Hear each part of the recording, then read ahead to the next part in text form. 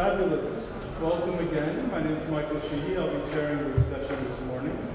And I have the pleasure to introduce Kemp, who will be discussing Buddha nature as the path of means, the influence of Buddha nature theory in 11th century Tibetan tantric instructions.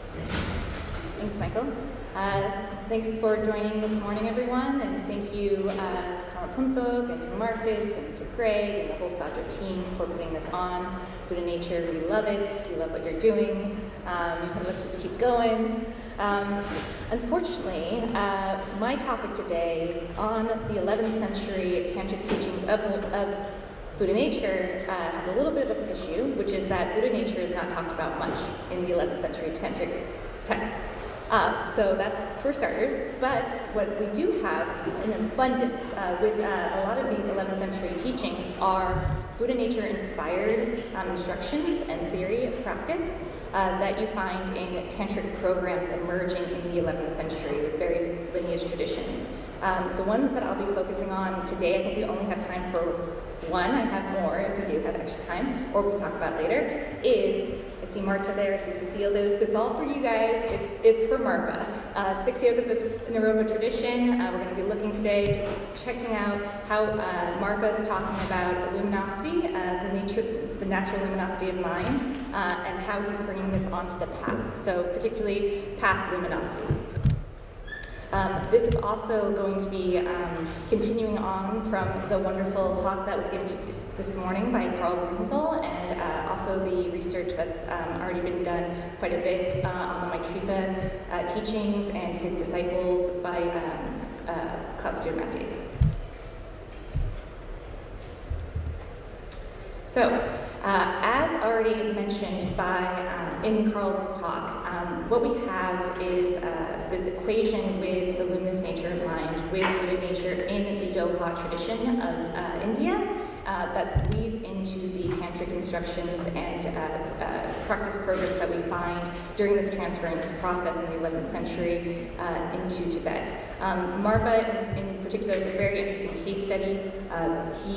He had a lot, he and Naropa worked a lot together, systematically translating a lot of different higher yoga tantra texts and practice systems, and then basically him and Naropa, particularly Naropa, was able to make a cohesive soteriological program based on tantric views known as the 6 Yogas program. So we're going to be looking at this literature mainly. What happens in the 11th century too, during this transmission phase, we see a typology emerge of luminosity. So we have this, of course, the first is always the natural luminosity of mind, which is generally equated with Buddha nature in this tradition, and we see more evidence of that from particularly Rongshun Dorji and onward. And then we also, in this typology that I've actually already presented on at IETS in 2019, we have a fourfold typology from Marpa on the luminosity of practice, the luminosity of sleep, and the luminosity of death as well.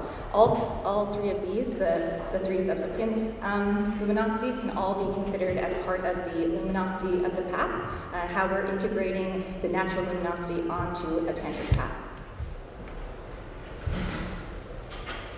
So what does this mean practically? What is the mechanics of this? What do we mean by bringing luminosity onto the path? Essentially, within the tantric program of the 6 Yogas of Naropa, here we have an extract from a very early Kāpe text. Marta Cernesi has done some really great research into looking into kind of the textual origins of the Kāpe material, which is probably the earliest available material we have in Tibetan for the 6 Yogas. Here we have one such text kind of this family attributed to Marpa and Naropa, where he describes what we're actually doing in this process of the path luminosity. Explaining basically the standard dissolution process that's described in many of the higher yoga tantric systems. So the dissolution of the elements, the coarse elements into the subtle elements, and then the subtle levels of the mind, the subtle minds, dissolving into ignorance, in this case, Maurika. And it's here, actually, that the opportunity arises for actually integrating luminosity into the path, is at this moment of this ignorant state, so this state of dissolution that naturally occurs at the time of sleep, and also naturally occurs at the time of death, and that can also be cultivated and engendered by integrating tantric practices. So here, what the instruction is ignorance, which is like a hook, should not be mixed at all with cognition. So basically thoughts, in another tantric perspective, you could say, without the movement of wind. Instead, directly perceive the essence of luminosity itself. Attain enlightenment in this life, then one will be able to travel to any realm that one desires. So here is actually the opportunity to start cultivating a relationship, essentially, of familiarizing oneself with the direct recognition of the luminous nature of mind. So now we're going to turn to one of my favorite texts attributed to Ngāba and Marpa. This is the Usel Timul Dorje Shokdro. This is one of the 15 Hevajra scrolls that were discovered in Marpa's home, I believe. Cecile Duscher has written a very good article about these Hevajra scrolls and the importance that they have in the early development of the Six Yogas tradition. Here, this text is just absolutely just phenomenal, and just there's so many good, juicy parts there. Basically, it is an outline of the various strategies that one can employ with bringing luminosity onto the path by way of the kind of tantric Six Yogas program, particularly in regards to, I believe, the Guhyasamāja higher tantric yoga tradition, which Cecile has also been able to Marta has been able to correlate as well in her research. Here, the practice, the main deity practice, is actually correlated with the Akshobhya form of Guhyasamāja. So there's certain basic instructions that go that are actually pretty minimal in terms of the descriptions, and there's a lot of pith instructions. Actually, there's a collection of pith instructions involved in this text of how can we bring luminosity onto the path by way of primarily sleep. So here we read, it is an incredible way of integrating confusion onto the path. The great master Lavatha said, by sleeping in a state of luminosity for up to 12 years, one will obtain the city of Mahamudra. There, after cultivating the luminosity of the path, the supreme path of means of the secret mantra, and when the luminosity of sleep is uninterrupted, one attains stability within the luminosity of the first bardo, the Dharmata.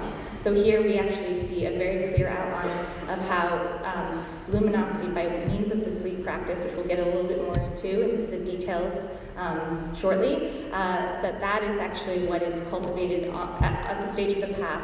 And through that, one is able to basically train in a semblant experience of arousing this recognition of the natural luminosity that will be directly cognized at the moment of death. So today we'll be talking more about death in relationship to Buddha nature and the nature of mind. And so here we can see clearly, as outlined by Marpa in the Six Yogas program, basically the training using sleep as a means to help ready us and prepare us for death as a semblant experience. So there's a lot of juicy bits in this text. One I think that might be interesting for some of you is this pith instruction on meditating on luminosity in a day. Very interestingly, there's basically no tantric instruction associated with this pith instruction of meditating in a day. It's actually a Mahamudra instruction of direct cognition of the nature of mind.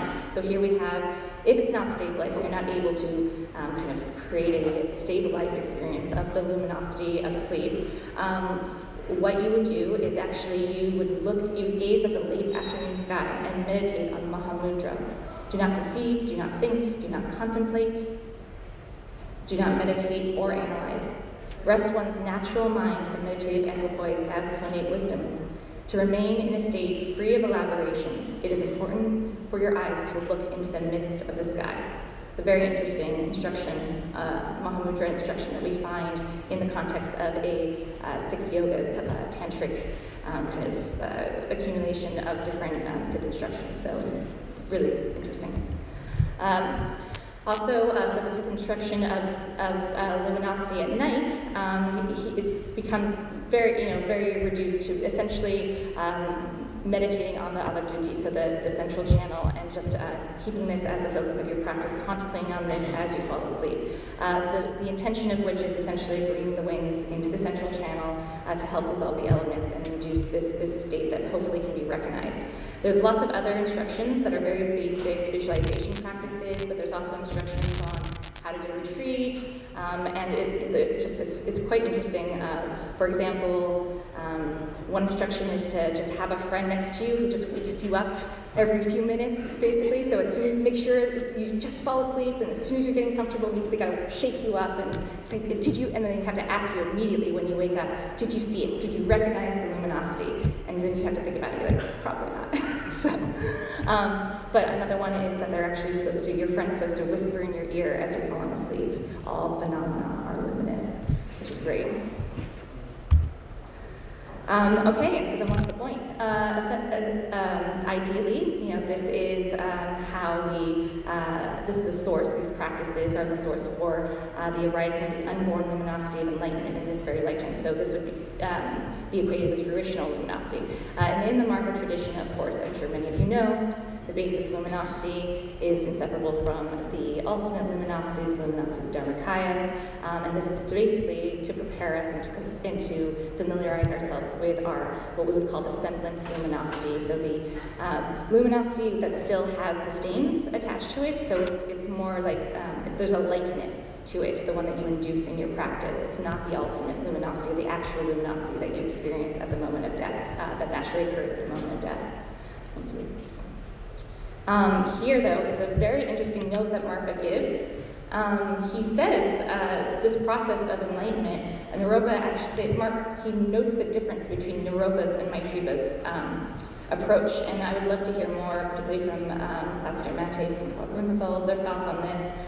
But he states that Naropa maintains that after the body of the path of liberation dissolves into luminosity, one is enlightened. So this would be a pretty standard higher yoga tantric interpretation after the dissolution of the gyulu, or the illusory body, into the ultimate luminosity. Then we have the enlightenment that is attained usually occurring at the time of death.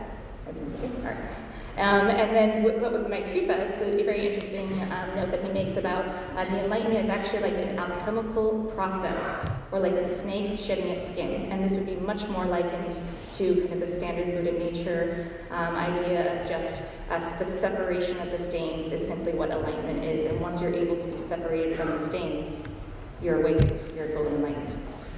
Oh. Okay.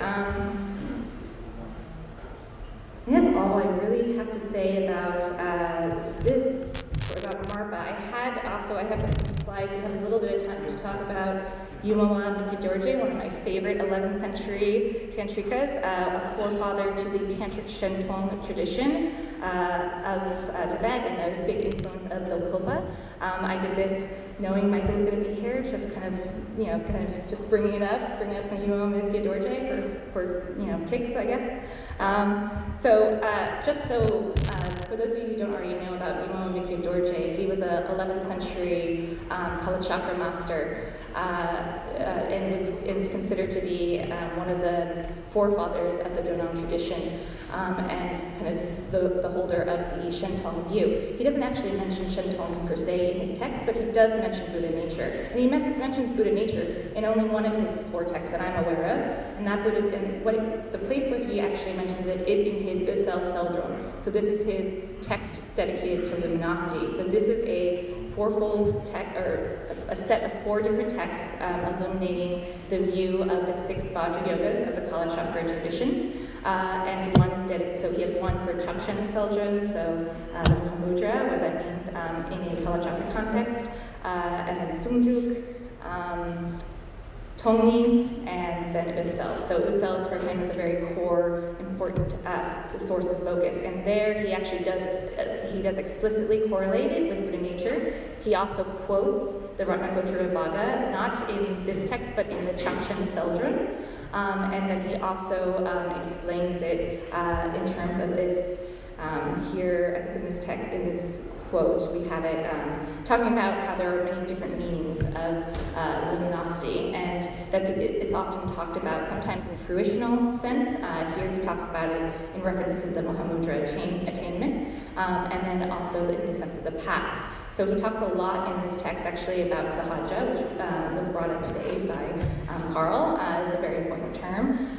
So he talks about it in those terms, and he also, I think I have a quote here, yes, and then he gives it as well as a synonym. So similar to what Naropa did in his tathāgatagarbha, as Carl has demonstrated, listing it as a synonym. Buddha nature is there too, but it's not the focus of the text. The focus of the text is this luminosity, and he does just explain it in terms of basis, path, and fruition as well, and focuses the majority of his text on the path aspect of it, the path luminosity.